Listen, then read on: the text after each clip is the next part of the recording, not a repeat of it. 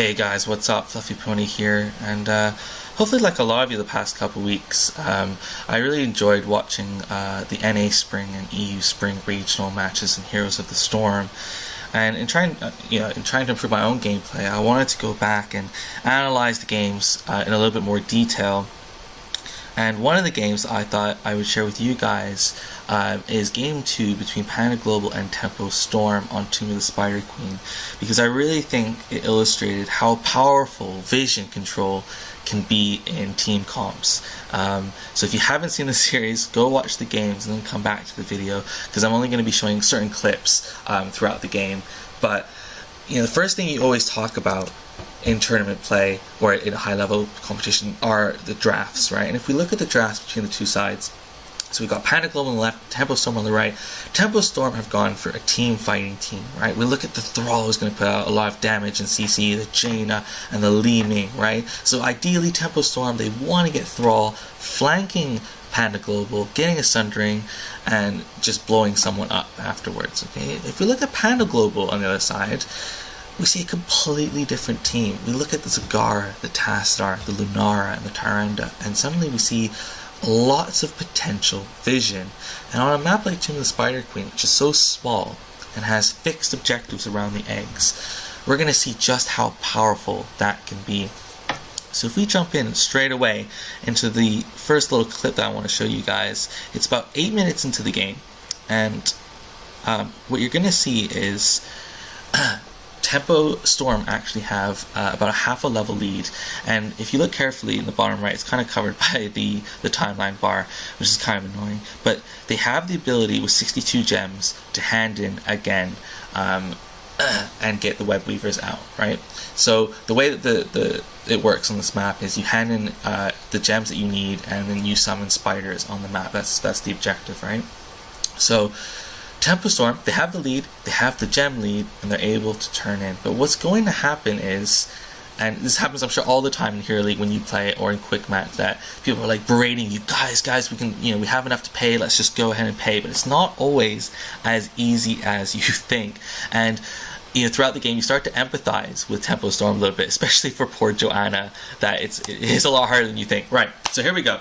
So Joanna is going to try and hand in here, and what's going to happen is she's going to get denied, and it's going to lead to a team fight that Tempo Storm are going to lose, and a team fight they don't really necessarily want.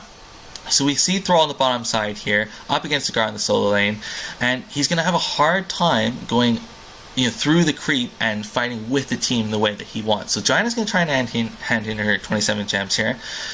The Owl spots them, and Muradin gets the stun off, and suddenly Joanna's going to try and hand in again, gets denied again by the Tyrande E, and is going to go in right about now. Okay, so she's going to go ahead, and you see Thrall on the bottom side of the map, he's kind of exposed and not with the team. And a really good Blessed Shield, but there's no follow-up behind it, and suddenly Joanna's kind of exposed, and the Sundering is used at the front, and he kind of gets blown up. Right, so if you want to, again, if you're Thrall, you want to be sundering from the side. You want to be flanking, putting everyone, splitting Panda Global's team up, right? One on the right hand side, one on the left hand side, so you can pick off people and burst them right away. And we didn't see that, and a lot of it was because they could deny the Joanna turn in. They got vision of Tempo Storm trying to hand in the top egg, and Thrall having total vision of where Thrall was with the creep on the bottom side. Right? And this was echoed throughout the game. If we now jump into the next little clip I want to show you, Thrall is going to try and flank from the bottom. If you look at the map, right, he's on the bottom side, but he's going to get spotted by a Wisp. If I just back up just a little bit more. Yeah, so you see here, Thrall is going to try and flank from the bottom hand side, and the rest of the team's on the top side. Li Ming is going to rotate to the top, and they're going to look for a flank on Panda Global, who are pushing quite deeply trying to get this fort. But that vision again by the Wisp and the vision by the Owls are going to deny any opportunities for Tempo Storm to try and flank. I know that's not a huge, wow factor moment in the game, but it's little moments like that. If that vision hadn't been there and Thrall was able to maybe get on top of them, maybe they could have swayed a team fight win there. And again, if we now jump into the next clip, this time it's actually going to lead to another teamfight win for Panda Global. So if we look at the levels, Panda Global are up about a level. They've already gotten their advantage from the vision control and from pushing the lanes earlier on. And in this situation, Thrall is going to try and hand in, and he's almost going to get caught, and it's going to foreshadow what's going to happen later in the game. So he gets spotted from this creep tumor at the top. So he can't, instantly, he wants to just try and hand it instead. And Goku almost gets caught out by that Meridian Cube, but is able to get away this time. And if we look at the side of Tempo Storm, since 8 minutes, it's now almost 13 minutes in the game, and they still haven't been able to hand in their gems. They're now sitting on 82 gems not turned in. And you're going to see they have 7 gems turned in, and from this point on to the end of the game, they're not going to actually be able to hand in one more gem. And so Thrall's able to get away this time, but even though he's able to get away, it now puts him at the front of the team fight again. And this team fight again, this time no one's going to go down, but it's not a team fight that they're able to win because of it, even though Zagara kind of got a little bit caught and got taken down really, really low. But in 20 seconds time, Thrall is again going to be caught, and this time he's actually going to go down. And again, it's going to come down to that vision. So Joanna, 64 gems. She's going to try and hand it again. And she's not going to be able to do it. She gets denied. Thrall's going to go deep. And if we stop it right here, just for a second, we see the red eye above you, and here's the storm, means you're revealed. Okay, so even though Thrall's in this vent, he's maybe a bit naive here and thinks that he can maybe catch Lunara, trying to be a little bit overextended. But what ends up happening is he gets completely caught out of position. If we look at the rest of the team, they're in the mid lane. Thrall's revealed, Joanna's revealed, they're already taking a lot of poison poke damage, and if you're on the side of Panda Global, you know where everyone is from Tempo Storm, all the red champions. On top of it, Tassadar just used Oracle, so if there weren't any champions revealed, they're all definitely revealed now, and that vision allows you to pull the trigger and initiate the fight, and that's exactly what happens here. Lunara goes deep, Murden gets the stun off on Thrall, and Thrall goes down. And this leads to a 3-0 team fight win for Panda Global. And it's going to put them really far ahead in the game. And to a point in the game where Tempo Storm can almost not come back. But if we go to the next clip, you're going to see there's going to be a couple more slight opportunities for Tempo Storm that just get snuffed out immediately by Panda Global. So at this point in the game, Panda Global's up 2 levels and a half, roughly, over Tempo Storm. They've got Spiders pushing in the bottom lane, Spiders pushing in the mid lane, and Tempo Storm have to go bottom to deal with the Spider, and that leads Panda Global to make the shot call to rotate to boss. Okay, so they're rotating to boss, and importantly, we see this. Lunar puts down the Wisp here, and this is going to be really important because it's going to give them the vision that they need to take this boss safely. Even though Tempo Storm sniffed this out and know that Panda Global are likely going for boss, they get spotted by the Wisp, and it also allows Tyron to get some free poke with the owl, hitting 4 people. And now, if a team fight does break out, Tempo Storm are not only behind in levels, they're behind in health pool, and they're all revealed going into this team fight. And we see anyway that Panda Global are able to take the boss, and suddenly Tempo Storm, they're not able to hand in, and they lose the boss. And poor Joanna, on 70 gems, still not able to turn in. They still have 7 gems. And she almost gets caught and taken down here, but she doesn't quite go down.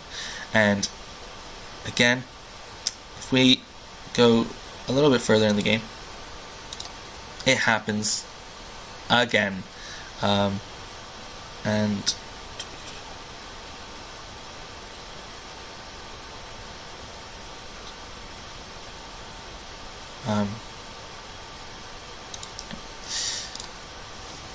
if we go to this point in the game again, so Tempo Storm have gone to the top side. They're clearing out the boss while Panda Global are pushing bottom side. And they pushed up the lane. They're going to go and try and turn in. And here Joanna makes the call, guys, we need to do something. We need to try. The only way we can really get back into the game is if we pay and get Spiders.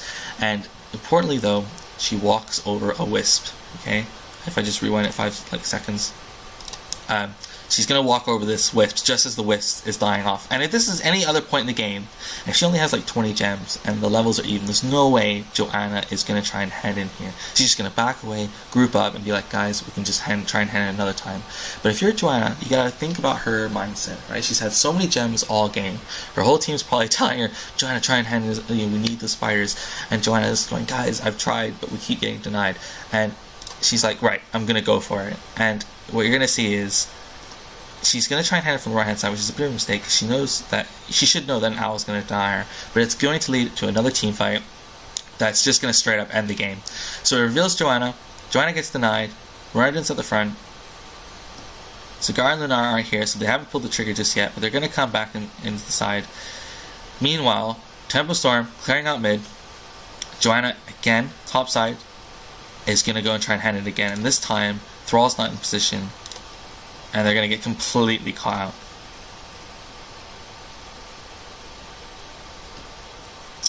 Yeah. And like the commentators say, they were just waiting for that moment from Panda Global. They were just waiting for Joanna to overstep, and she gets caught completely, gets taken down. All 79 gems are on the floor. Thrall makes a last-ditch attempt to try and save the gems, but he's going to go down eventually as well as Malfurion, and the game ends.